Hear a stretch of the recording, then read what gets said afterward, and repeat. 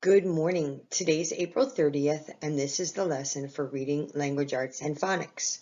On the next slide, you're going to see all the materials that you will need for today's lesson. And then after that, you will listen to a story called Kitten's First Full Moon. So go ahead to the next slide, gather all the materials, listen to the story, and then we'll meet back here and begin our lesson.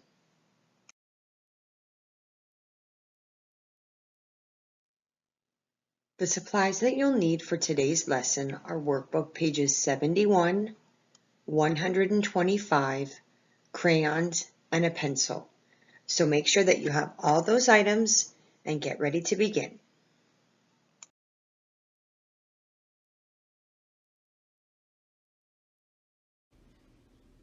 Kitten's first full moon.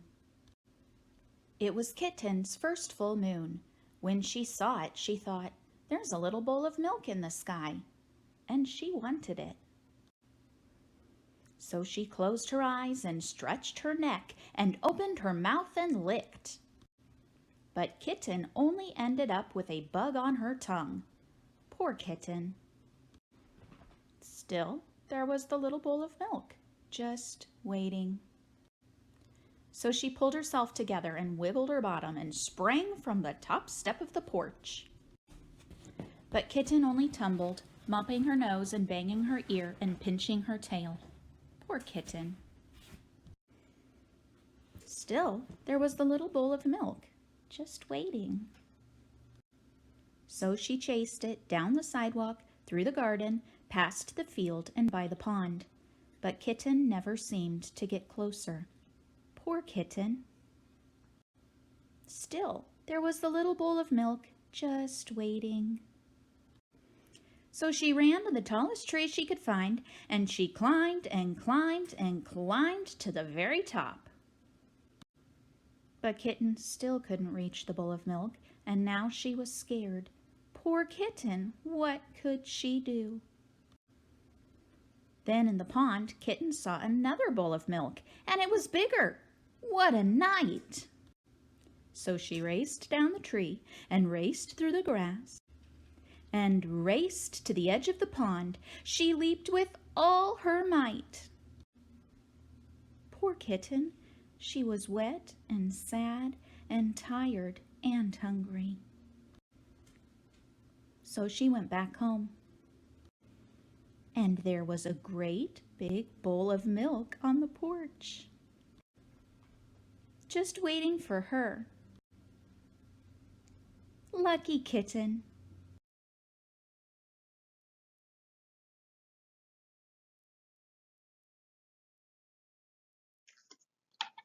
Hi boys and girls, I hope you enjoyed the story Kitten's First Full Moon. Now in the story, Kitten sees her first full moon. It really looks like a bowl of milk to her. So Kitten tries to lick it, she tries to chase it, and she even climbs a tree to try and chase it. And then she gets stuck in the tree, and while she's in the tree, she sees an even bigger bowl of milk down in the pond. And then when she tries to drink that bowl of milk, she jumps in to get it and gets soaking wet. Poor kitty. Finally, the kitty goes home, and then what happens? There's a big bowl of milk waiting there for her, huh? So that was Kitty's first experience with a full moon, huh? She thought it was a big bowl of milk up in the sky. Silly kitty. I liked that story. I hope you did too. So go ahead to the next slide. We're going to go to the next slide now and get ready to start our work.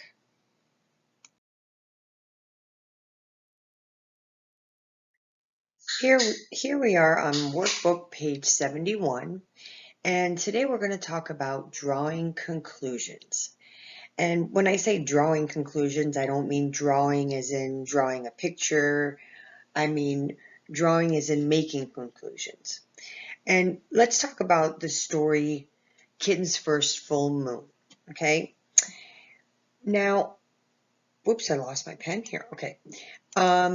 In Kitten's First Full Moon, it was about a kitten, like we just talked about, a kitten who tried to lick the moon, chase the moon, and all sorts of unfortunate things happened to that kitten, right?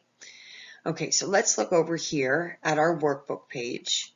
And right here in this box, it says, kitten tries to lick the moon, kitten tries to chase the moon. Okay, and if you look to the right, our pictures, number 1 and number 2, okay, pretty much shows what happened. Yeah, kitten tried to lick the moon. He tried to chase the moon. And what happened? Poor kitten. He got bugs stuck to his tongue. He fell down. He bumped his nose. Poor kitten. Nothing good happened to him. Okay? So let's read the second box. The second box says, kitten still can't reach the moon after climbing to the top of a tree. Well, let's come over here to picture number 3. Picture number 3, there's kitten at the top of a tree, right? So here he is at the top of the tree. We know that he got there because he was trying to get to that big, huge bowl of milk up in the sky, right? We know that that's a moon, but according to kitten, that was a huge bowl of milk. So here we are at the third box, and in that third box or bubble, third box bubble, it says, kitten sees something big, white and round in the pond. All right, so down here, kitten sees something big, white and round in the pond. All right, so if you notice, we have an empty box right here, okay? Now, why that box is empty is so that you can draw a conclusion, okay, as to what will happen next.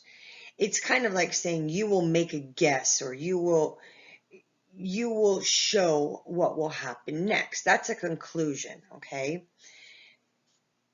Looking at the picture in over here, number 3, let me change colors here. Over here, number 3.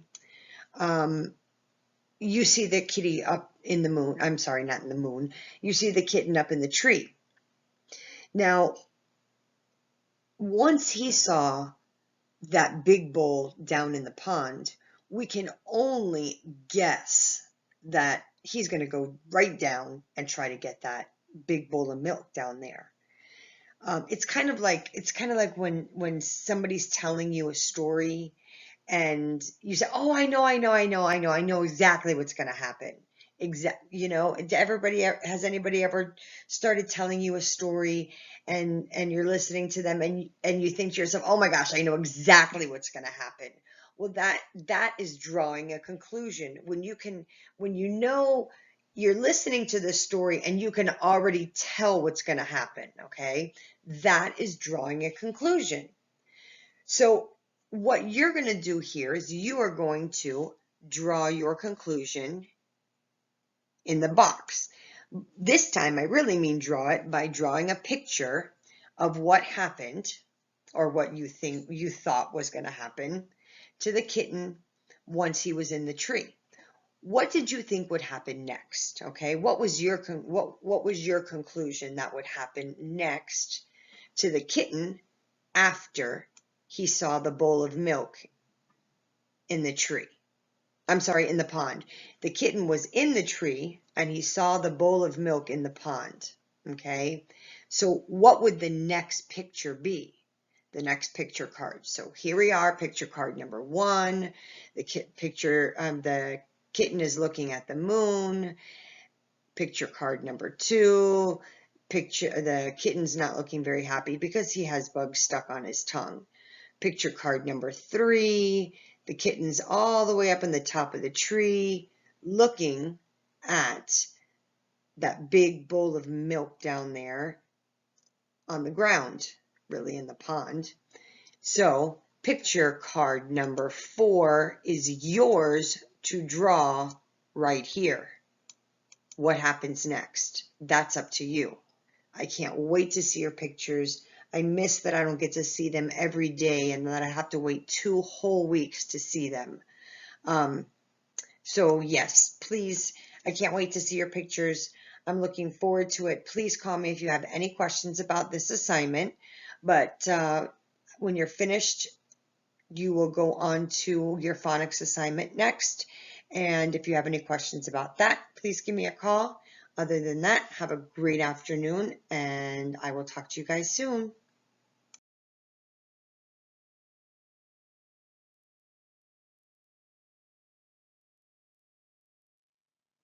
Before we begin our assignment, let's go ahead and review our letter U sound that we've been working on this week. Remember, the letter U sounds like for under, umbrella, and that is our short letter U sound. We also have our long sound, which is U for unicorn and ukulele. Today we are going to practice the short U sound that is in the middle of our words. And let's practice some of these. Let me get my pen going here again. Let's practice some of these, and we're going to look at the pictures. Remember how we do this in class, and we'll tell if the word has a letter U in it. All right. So let's look at our first picture right here, and that is a picture of. It's actually two things we could call it. It's either a cup, k, up, k, up, or a mug, g, g. Okay. We call it two things, a mug or a cup. And do you hear the letter U sound in anywhere in that word, cup or mug? I do too. I hear it. It's both in the center. So that both of those have a letter U, and actually over here I've written cup and mug. All right, our next one is bus. B-U-S. B-U-S. Do you hear the sound in bus? Yes, I do too. B-U-S. It's in the middle. Take a look over here to the left, the word bus. All right, so bus also has the letter U. Remember, boys and girls, you're just following along and practicing. This is not any kind of a workbook page that you're working on, okay? All right, our next word, or our next picture right here is bed. B-E-D. B-E-D. Does bed have a U sound in it? No, that is a E sound. Bed. Like elephant.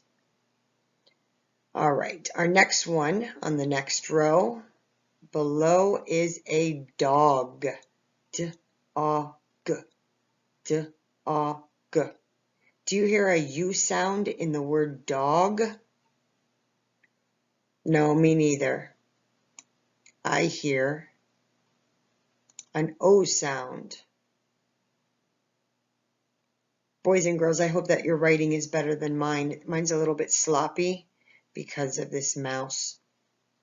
Okay, so our next picture right here is a sun. S-a-n. S-a-n. Do you hear a sound in sun? Say it out loud to yourself and listen for it. All right, I hear it too. So sun also has a U in it. And if you look at our word list to the left, whoops, switch colors. There we go. That is our word sun. The last picture that we have is up. It is stairs, but if you see the arrow right there, it is pointing up the stairs. So our word here is up. Up. That's right. It does have a U sound. Look at that. You guys are still doing great, even though you're working at home. And over here to the left is the word up. U-P. Up, up, up. All right. So now that we've had a little bit of practice, we're going to move on to our next slide and get ready with our work. Now is when you'll need to get workbook page 125, and we'll get ready to go.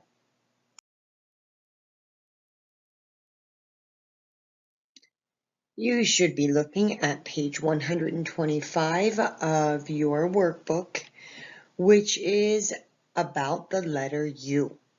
And on this page, we are going to look for words that have the letter U, the short sound U, as in gum, gum, g, m.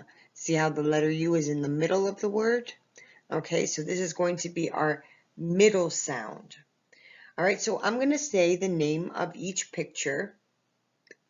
You should be following along, listening to the sound that I say, or the sounds, I should say, listening to the sounds. And if you think that that word has a letter U in it, please circle the picture with your pencil. When you're done, you can go back and color it, okay? But follow along right now by just circling the pictures that have a letter U sound. And then once we're done, you may go back and color it. All right, so I'm going to start on the top row. Right here, this first picture, I think we all know that is a bus. B-us, bus. If you hear the letter U, please circle the bus. Bus. Next one, right here, we put a hamburger on this. That is called a bun. Bun. B-a-n. Bun. All right, next one right here, our third one, is a tree. Tree. If you hear the U sound in the word tree, please circle it. If not, just leave it alone. Or you can put an X if you'd like to put an X on the ones that do not have the U sound. That is also fine. All right, we're down on the bottom row. And the first picture that we see here is a sun. Sun. Sun. Our next picture is a fan. Fan. Fan. Remember, right now we're just circling, not coloring. You can go back and color after you've circled. And our last picture right here, that is called a tub. Tub. If tub has a letter U sound in it, circle it. If not, either leave it empty or put an X on it. All right, once you're done, make sure that you've checked your answers. Go back and say the words. I will say them one more time. Bus, bun, tree, sun, fan, tub. All right, once you've circled your answers, then you may go back and color the page. I know there's no space for a name for some reason on these papers, but go ahead and just write your name right there, please. And once you're finished with that, you are done. I will see you tomorrow. Have a great afternoon. Goodbye.